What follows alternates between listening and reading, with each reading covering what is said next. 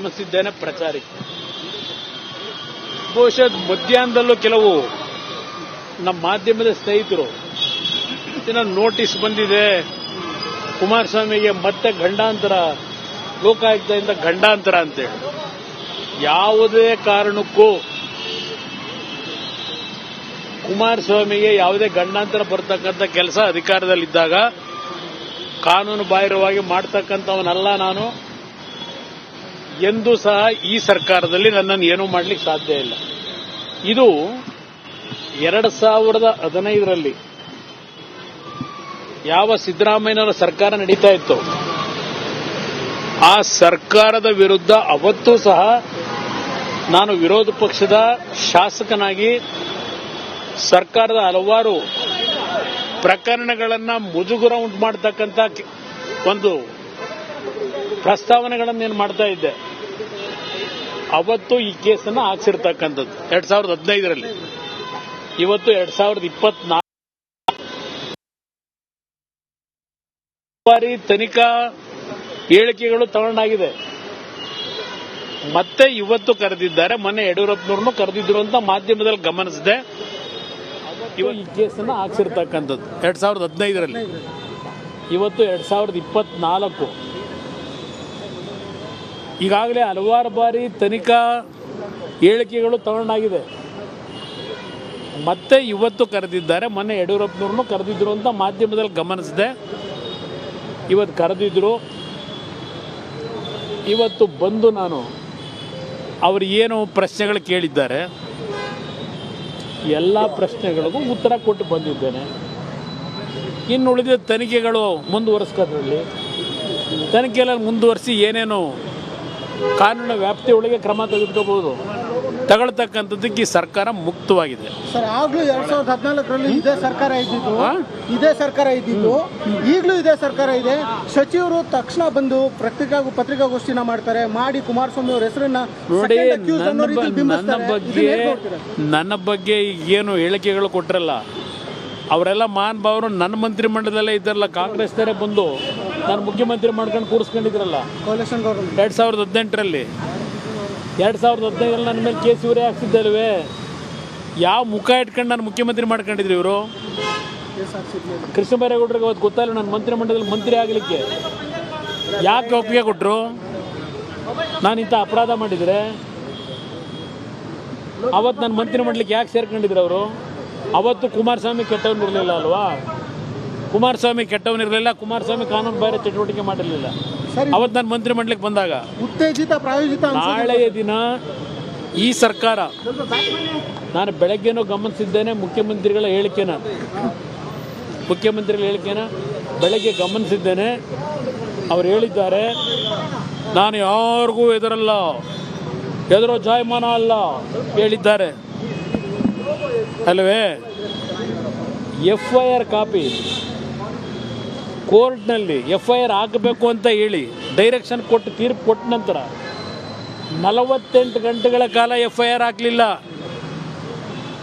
ಇವತ್ತು ಈ ಸರ್ಕಾರದಲ್ಲಿ ಕಳೆದ 3-4 ತಿಂಗಳಿಂದ ನಿಮ್ಮ DG ಏನಿದ್ದಾರೆ ಅವ್ರ ಕಚೇರಿಗೆ ಹೆಣ್ಮಕ್ಳುಗಳನ್ನ ಕರೆಸ್ಕೊಂಡು ಯಾವ್ಯಾವ ಥರ ಅರ್ಜಿಗಳನ್ನು ಬರೆಸ್ಕೊಂಡು 24 ಗಂಟೆನಲ್ಲಿ FIR ಹರಿದು ಕೇಸ್ಗಳನ್ನು ಯಾವ ರೀತಿ ಹಾಕೊಂಡು ಕೆಲಸ ಮಾಡ್ಕೊಂಬಂದಿದ್ದೀರಿ. BJP ಮತ್ತು JDS ನನ್ನ ಕಾರ್ಯಕ್ರಮಗಳನ್ನು ಸಹಿಸಲಾರದೆ, ನಾನೇನಂತ ಒಳ್ಳೆಯ ಕಾರ್ಯಕ್ರಮ ಕೊಡ್ತಾ ಇದ್ದೇನೆ ಅದನ್ನೆಲ್ಲ ಸಹಿಸಲಾರದೆ BJP ಕಾಂಗ್ರೆಸ್ JDSನ ಷಡ್ಯಂತ್ರ ಸರ್ಕಾರ ತೆಗಿಬೇಕು ಅಂತ ಹೇಳಿ ಅಂತ ಪದೇ ಹೇಳ್ತಾ ಇದ್ರಲ್ಲ, ನಾಚಿಕೆ ಆಗಬೇಕು ನಿಮಗೆ. ಇವತ್ತು ಸರ್ಕಾರವನ್ನು BJPಯ ಸರ್ಕಾರದ ಬಗ್ಗೆ, ನರೇಂದ್ರ ಮೋದಿ ಅವ್ರ ಬಗ್ಗೆ ಮಾತನಾಡ್ತೀರಿ. ಯಾವ ನೈತಿಕತೆ ಇಟ್ಕೊಂಡಿದ್ದೀರಿ ನರೇಂದ್ರ ಮೋದಿ ಬಗ್ಗೆ ಮಾತನಾಡ್ಲಿಕ್ಕೆ? ನಿಮಗೆ ಏನಿದೆ ಸಿದ್ದರಾಮಯ್ಯನವರಿಗೆ? ಯಾವ ನೈತಿಕತೆ ಇಟ್ಕೊಂಡಿದ್ದಾರೆ? ಕುಮಾರಸ್ವಾಮಿ ಮೇಲೆ ಯಾಕೆ ರಾಜೀನಾಮೆ ಕೊಟ್ಟಿಲ್ಲ?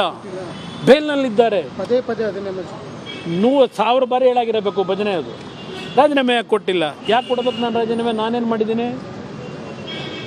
ಬಂಡತನದಲ್ಲಿ ಆಸ್ತಿ ಲೂಟಿ ಮಾಡಿರೋದು ಸರ್ಕಾರದ ನೀವು.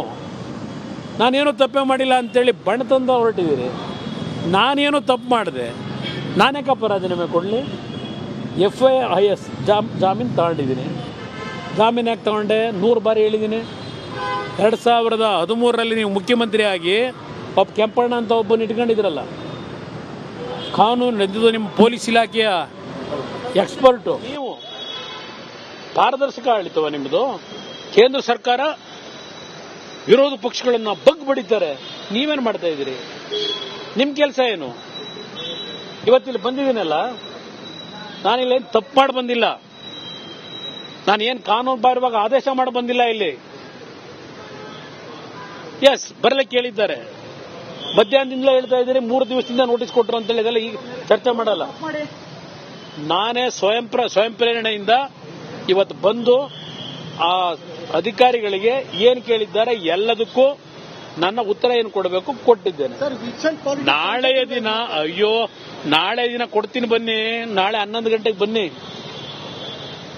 ಬಹಳ ವಿಷಯ ಇದೆ. ನಾನು ಮೊನ್ನೆ ಒಂದು ಮಾತು ಹೇಳಿದ್ದೀನಿ. ಈ ಸರ್ಕಾರದಲ್ಲಿರ್ತಕ್ಕಂಥ ಕೆಲವು ಪೊಲೀಸ್ ಅಧಿಕಾರಿಗಳು, ಹಿರಿಯ ಅಧಿಕಾರಿಗಳು ದರೋಡೆಕೋರರು ಅಂತ ಹೇಳಿದ್ದೇನೆ. ಅದರ ದಾಖಲೆಗಳನ್ನ ನಾಳೆ ದಿನ ಬಿಡುಗಡೆ ಮಾಡ್ತೀನಿ, ಬನ್ನಿ. ನಾಳೆ ಮಾತಾಡೋಣ. ನಾಳೆ ಬನ್ನಿ 11 ಗಂಟೆಗೆ. ಹೌದು, ಕಾನೂನು ವ್ಯಾಪ್ತಿಯಲ್ಲಿ ನಡೀತದೆ. ಹೌದು, FIR ಹಾಕಿದ್ದಾರೆ.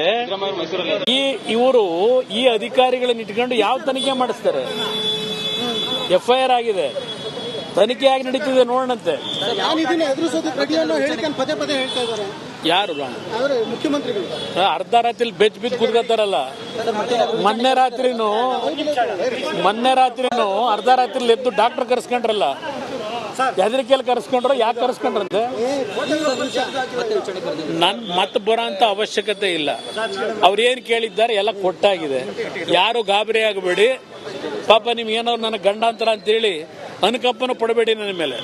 ಮಾಧ್ಯಮದ ಸ್ನೇಹಿತರಿಗೆ ಹೇಳ್ತೀನಿ, ನಾಡಿನ ಜನತೆಗೆ ಹೇಳ್ತೇನೆ, ಯಾರೋ ನಮ್ಮ ಮಾಧ್ಯಮದ ಸ್ನೇಹಿತರು ಕುಮಾರಸ್ವಾಮಿಗೆ ಸಂಕಷ್ಟ ಅಂತ ಹೇಳಿದ್ರೆ, ಕುಮಾರಸ್ವಾಮಿಗೆ ಯಾವ ಸಂಕಷ್ಟವೂ ಬರಲ್ಲ ಅಂತ ತಪ್ಪು ಮಾಡಿಲ್ಲ.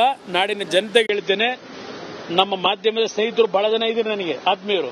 ಏನಪ್ಪಾ ನಮ್ಮ ಕುಮಾರಣ್ಣಂದು ಏನಾಯ್ತು ಅಂತ ನೀವು ಯಾರು ಅನುಕಂಪ ಪಡಬೇಡಿ, ನನಗೇನೂ ಆಗಲ್ಲ. ನಾಳೆ ದಿನ ಬನ್ನಿ 11 ಗಂಟೆಗೆ.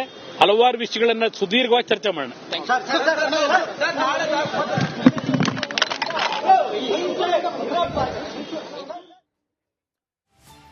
ನಾಳೆ 11 ಗಂಟೆಗೆ ಬನ್ನಿ, ಬಹಳ ವಿಷಯ ಇದೆ.